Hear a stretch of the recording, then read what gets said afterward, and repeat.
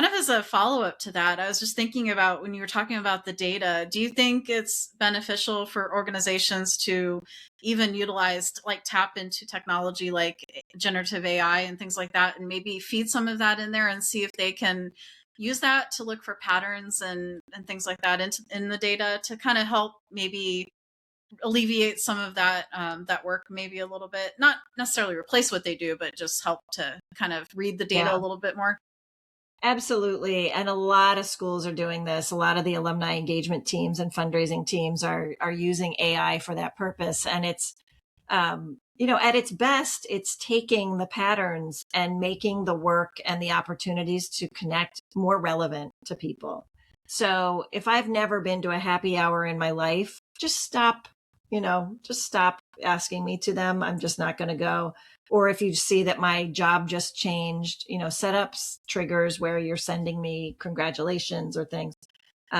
So yeah, at its best, it's the data, it's analyzing data in a way that makes things more relevant for the alumni.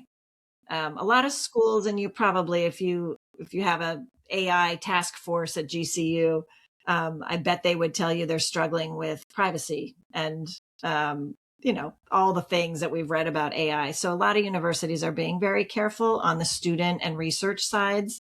On the alumni engagement side, again, there's sort of I don't want to say less risky, but it's more defined on that side.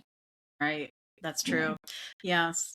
Yeah. Thankfully, they've got when it comes to our curriculum and student data. I'm glad they're very up on that and making Yeah. sure that we have a closed system where we're Yeah. not allowed to put it into ChatGPT. So, and Yeah. hopefully Yeah. our faculty aren't doing it either.